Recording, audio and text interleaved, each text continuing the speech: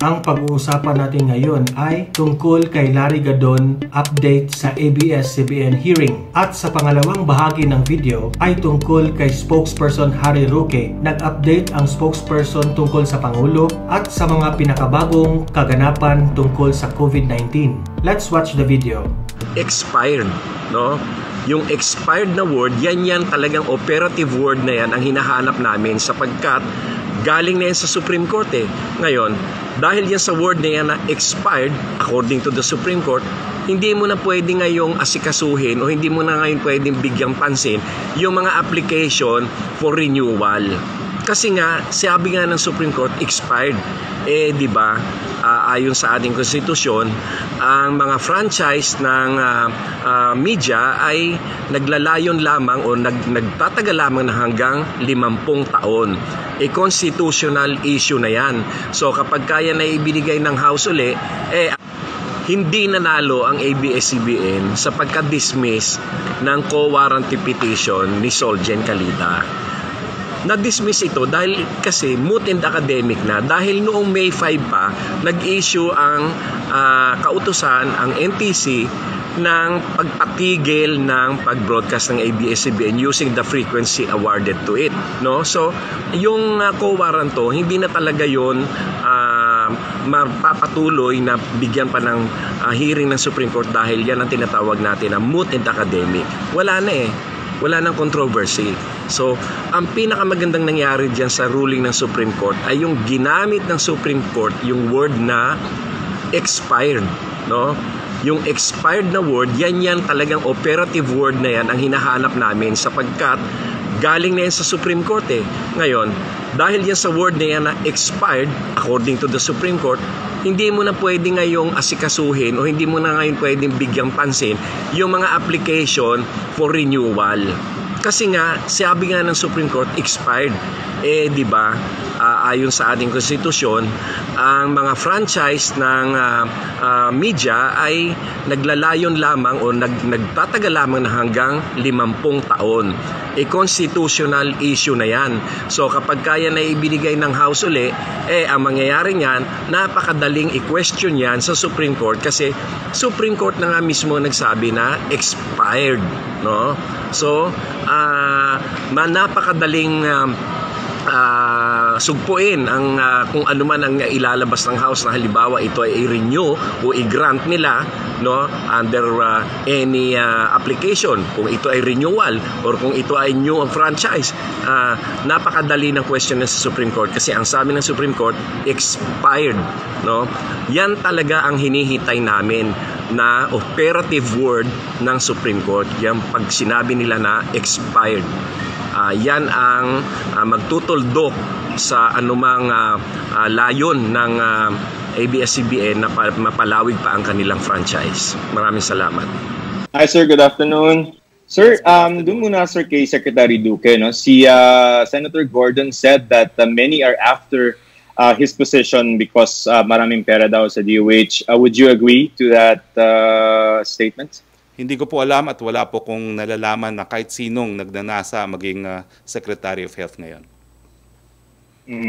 Sir, sa ATB, where is the President at with regard to the anti-terror bill? Or would you just allow or would you just wait for this bill to lapse into law? 30 days naman po yan at matagal pa yung 30 days na yan. Hayaan muna natin pag-aralan mabuti ng lahat ng mga opisina dito po sa Malacanang.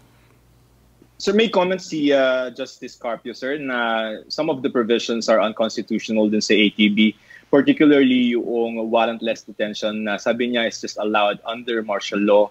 Your comment, please. Well, alam niyo po, even without martial law, meron po talagang 36 hours na po pwedeng mag-apprehend ng kapulisan without charging a person in court. So hindi po totoo na on the basis of pre-trial detention, yan po ay magiging unconstitutional. At gaya po ng inexplain ng author ng batas nito, yung mga ibang bansa po, pwedeng ang indefinite detention na pre-trial. Yung ating mga karatig bansa, isang buwan, 90 days, no? Pero sa kanyang palagay, sabi ni Senator Lacson, sapat-sapat na yung 14 days na extendable, no? So sa akin po, wala naman pong batas na nagbabawal sa pre-detention. Kasi ang pre-detention po talaga, yan ay para wag maka-eskapo ang posibleng terorista. So hindi po yan sa tingin ko paglabag doon sa constitutional provision na tanging huwes pa lang ang po pwedeng mag-issue ng warrant of arrest dahil hindi naman po binago yung rule na yan. After pre-trial detention, kinakailangan po sampahan ng kaso at tanging hukuman pa rin ang po pwedeng mag-issue ng warrant of arrest. Sir, dun po sa mga loans natin, is it correct na we have racked up 919.4 billion in loans to respond to the COVID pandemic? And if we have that kind of figure, how do we expect to pay this? Hindi ko po sigurado kung ano yung figure na eksakto. Siguro bukas po sasabihin ko sa inyo. No? Pero ang i-explain ko lang po, marami po talaga tayong pinirmahan na mga utang dahil sinimantala po ng Secretary Dominguez na maganda ang ating credit rating kasi pag magandang credit rating mo, hindi lang mas marami magpapautang, kundi mas mababa ang interest rate. Pero sa lahat po ng mga pinirmahan nating utang, hindi rin po ako sigurado kung magkano na yung na-take out natin. Kasi parang utang din po yan ng ordinaryong mamamayan. Pwedeng may approved loan ka, pero hindi pa natin tinitake out. Habang hindi ka nagtitake out, wala pa pong interest. So lilinawin ko po yan kung po pwede. Bukas po, iuulat natin yan, Joseph. Remind me tomorrow. Okay, just one last question. Sir, I raised it nung Saturday. No? May mga kababayan tayo sa Kuwait in particular and then maybe some other places na hindi makabalik sa bansa because we are regulating the inbound flights because of COVID concerns. No? I guess the question is, you talk to them, paano ba sila, kailan ba sila dapat magplano to go back to the Philippines? Ano yung, kailan yung makakauwi ba talaga sila given the concerns that we have here? Wala pong Pilipino na nagnanais makauwi na hindi makakauwi. Yan po ay karapatan ng bawat Pilipino. Kaya nga po ang sabi ng ating Pangulo sa ating mga LGU, dahil may ganitong karapatan, hayaan naman silang umuwi sa kanilang mga probinsya. May problema lang po sa maraming mga bansa dahil hanggang ngayon po, complete lockdown pa rin sila. In fact, sa case po ng Pilipinas, no, ang mga Pilipino hindi rin po pwedeng bumiyahe palabas. Pero lahat po ng papasok sa Pilipinas, pwede naman pong umuwi. At ginagasusan pa nga po natin sila para sa kanilang PCR testing at sa kanilang quarantine sa hotel. Thank you, Joe. Yung regulation, paano yan? Kailan tayo magre-relax to allow more flights to come in? I guess that's the question. Sinisimulan na pong pag-usapan yan sa IATF kasi may mga request na coming from embassies na payagan yung mga foreign employees ng mga flagship projects. No?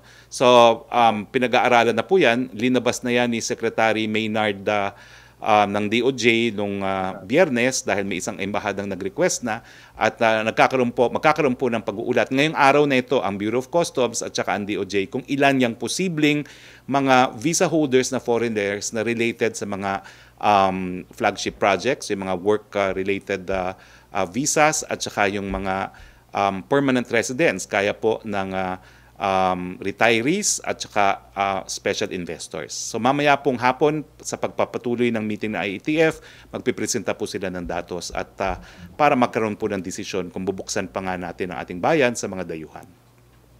Right, sir, thank you, Joseph. Yusek Rocky. Good afternoon po. Sir, today po yung ika-100 day na simula nung unang inimplementa po yung quarantine measure sa Metro Manila at ika-100 day naman po pagdating ng Wednesday sa Luzon-wide quarantine. So, hingi lang po kami ng assessment. Ano po yung tingin ng gobyerno na naging magandang nangyari po? I think nabanggit nyo na po yung kanina sa opening statement nyo. Pero sir, at this point, we would also want to know saan po kaya yung points for improvement pa and bakit daw po hindi pa na-achieve natin yung goal na completely ma-flatten yung curve? Dun sa una mong tanong, sang-ayon nga dun sa obserbasyon ng mga taga World Bank kay Secretary Dominguez, we probably saved 99,000 lives dahil mahigit kumulang 1,000 pa lang ang namamatay dito sa ating bayan.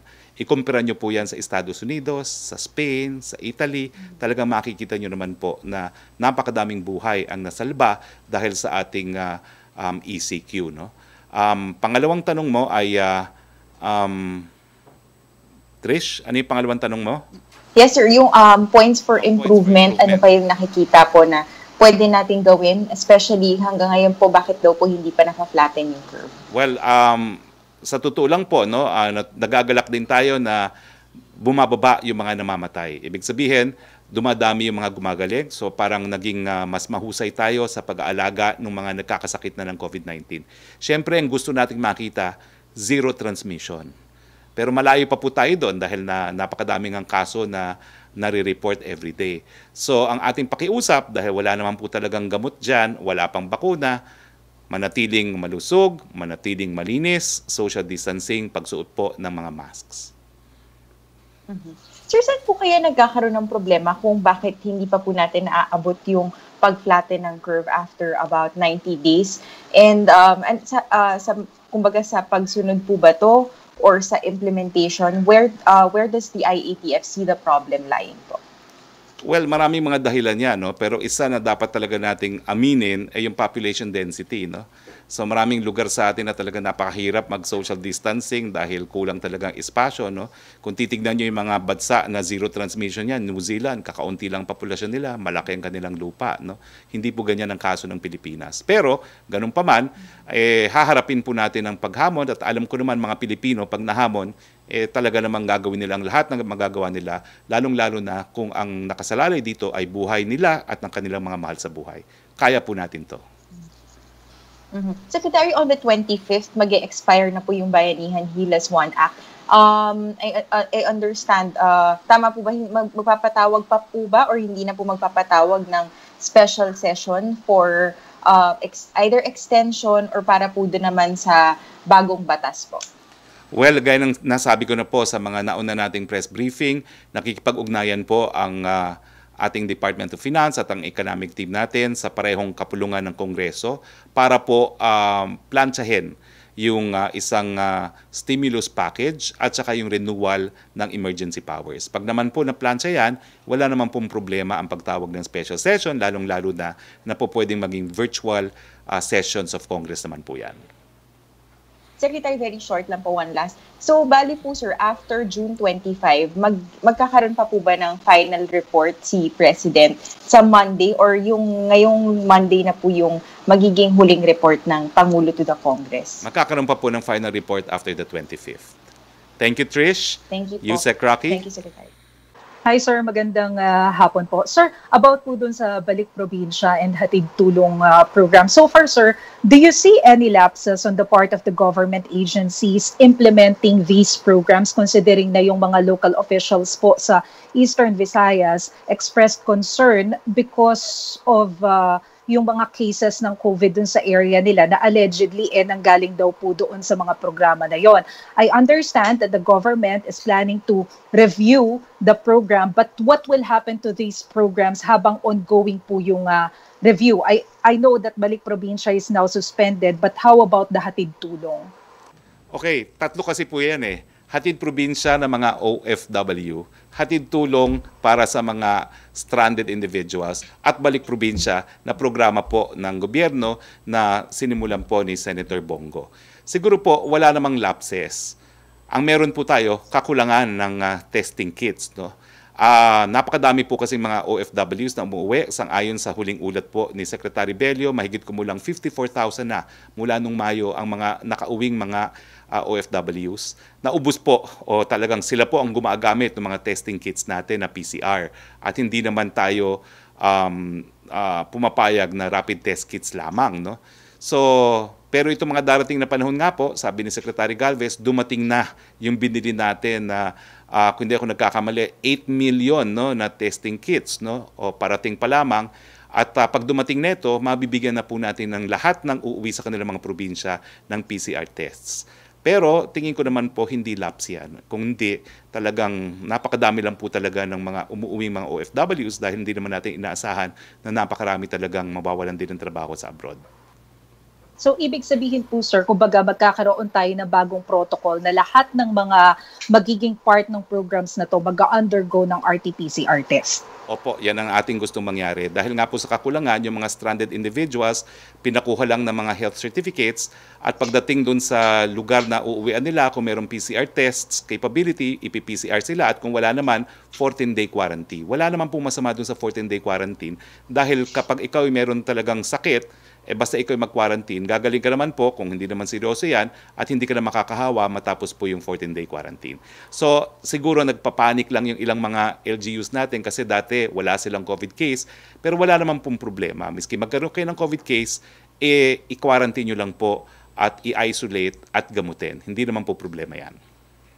Sir, yun pong mga OFWs na nakasama po dun sa mga death sa Saudi Arabia. I understand 50 of them died because of COVID and wala na raw pong plano yung government na ibalik dito, so ipapalibing na sa Saudi. But what's the plan of the government pagdating po doon sa pamilya noong 50 OFWs? Siyempre po kung ano yung dapat maibigay sa kanila, yung mga OWA benefits, sisiguran po natin na makukuha nung 50 ililibing na po sa Saudi Arabia.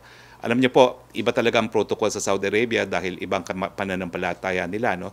Dito sa Pilipinas, diretso po tayo sa cremation, no? Kapag COVID. Wala pong cremation ata sa mga Muslim na mga bansa, kaya kinakailangan ilibing.